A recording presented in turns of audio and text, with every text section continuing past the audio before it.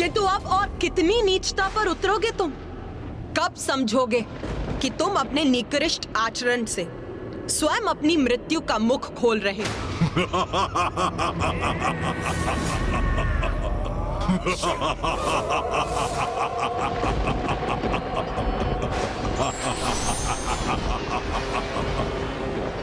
नारी बुद्धि मंद ही होती है और तुम इसका प्रमाण हो।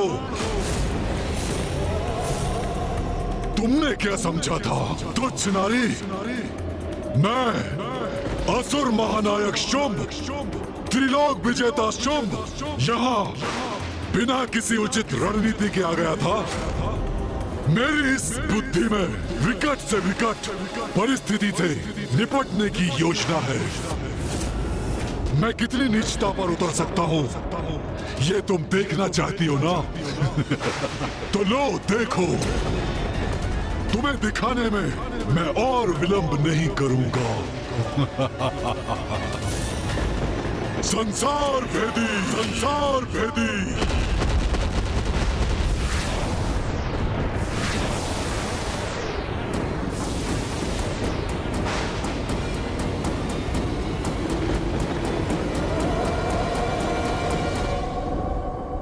क्या हुआ नारी? मैंने तुम्हें उलझा दिया ना? क्या सोच रही हो तुम? मेरे असुर सैनिक मुझे छोड़कर पलायन कर रहे हैं? नहीं नहीं नहीं नहीं देवी, मेरी रणनीति है ये। थोड़ा धीरज रखो, सब कुछ ज्ञात हो जाएगा तुम्हें। तुम ऐसे चक्रव्यूह में फंसा रहा हो कि मुझे चुनौती देने के अपराध में तुम बहुत पश्चाताप करोगी, बहुत।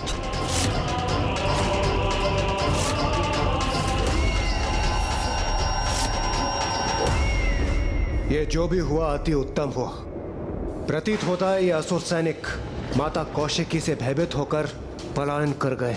हाँ इंद्रदेव, और अब तो ये शुंभ मात्र माता को शब्दों के जाल में उलझाने का प्रयत्न कर रहा है।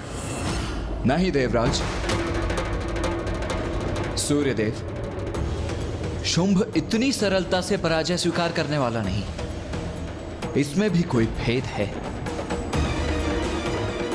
कोई कुटिल योजना अवश्य है उसकी। कार्तिकेय का कथन उचित है देवराज इंद्र। शुंभ भयभीत होता यदि उसके सारे असुर युद्ध भूमि छोड़ के भाग जाते, परंतु ये तो शांत और स्थिर खड़ा है।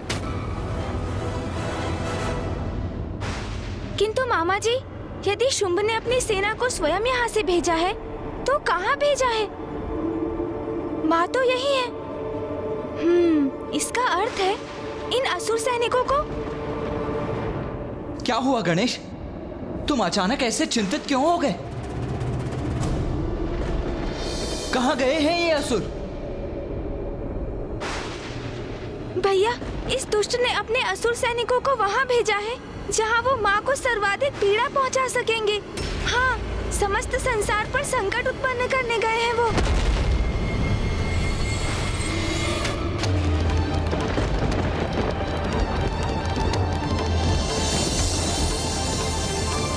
ये तो सर्वथा अनुचित है। निर्दोषियों को आहत करना तो किसी भी योद्धा के लिए उचित नहीं है।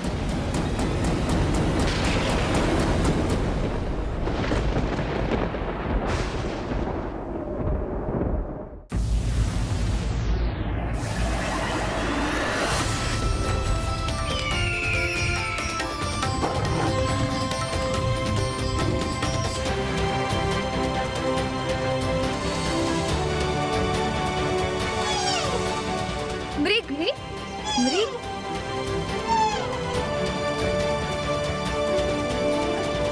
अरे मृग, तुम तो हमारे मित्र हो ना। हम तुम्हें भोजन देंगे।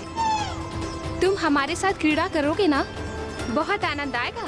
अब तुम हमारे साथ ही रहना। हमारे साथ ही रहना। हमारे साथ ही रहना।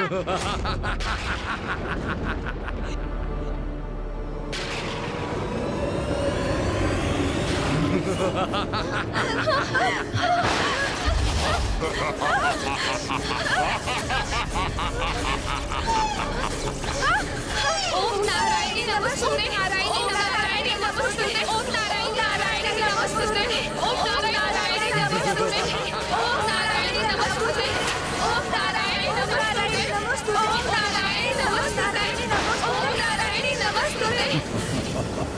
तुम्हारा क्रोध तुम्हारे असहाय होने का प्रतीक है देवी, और तुम्हारा असहाय होना मेरे आनंद का स्रोत है।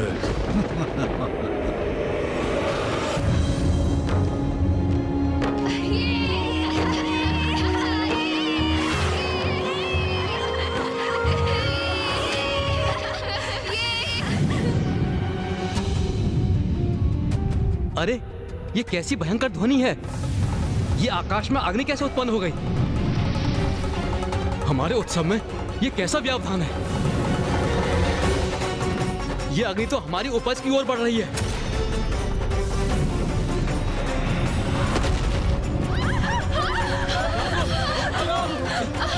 जल लाओ, बुझाओ अग्नि को, शीघ्रता करो, बुझाओ।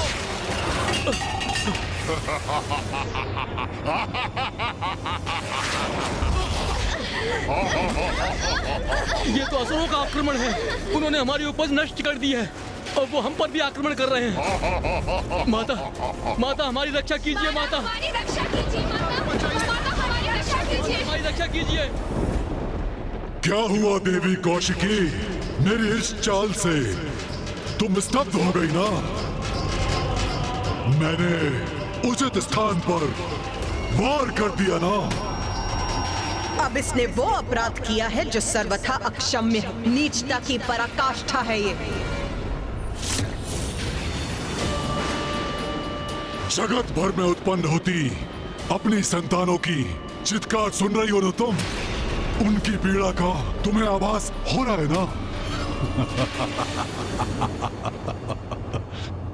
अब तुम यहाँ मेरे सैनिकों से युद्ध करने के लिए स्थित हो, और मेरी शेष सेना ब्रह्मांड के प्रत्येक भाग में पहुंचकर तुम्हारे संतानों को बंदी बनाकर प्रताड़ित कर रहे हैं। माता हमारी रक्षा कीजिए। माता, माता हमारी रक्षा कीजिए। रक्षा कीजिए माता हमारी रक्षा। जगत जननी कहलाती हो ना तुम? अपने संसार की रक्षा करती हो ना तुम? तो मैंने अपनी शक्ति से तुम्हारे संसार पर ही प्रहार कर दिया है। और ऐसा कर अब तुमने स्वयं को प्राण घातक आघात का भागी बना लिया है। दुष्ट शुंभ, कहो देवी, अब क्या करोगी तुम? यहाँ रहकर हमसे युद्ध करोगी या अपनी उन निरीह संतानों की रक्षा करोगी? क्योंकि एक साथ तुम दो कार्य नहीं कर सकती।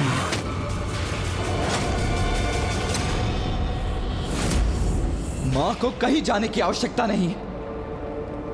उनके भक्तों की रक्षा हेतु अब मैं ही प्रस्थान करता हूं। नहीं पुत्र कार्तिकेय,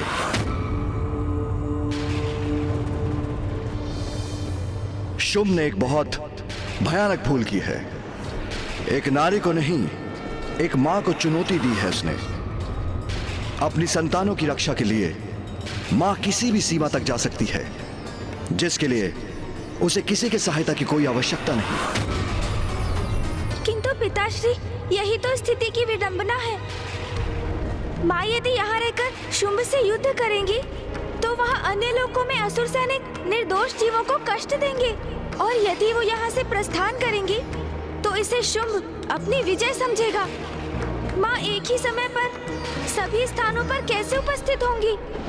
तुम्हारे प्रश्न का उत्तर तो तुम्हारी मां के पास ही है पुत्र। एक बार अपने संतानों की सुरक्षा सुनिश्चित कर ले तो निशुंभ का अंत भी निश्चित है।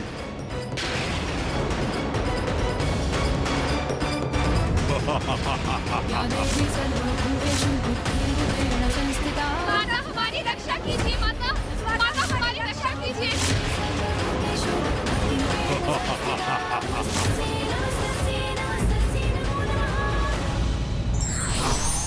मिथ्या शक्ति का अभिमान व्यक्ति से भूल करवाता है, जो उसके पतन का कारण बनता है।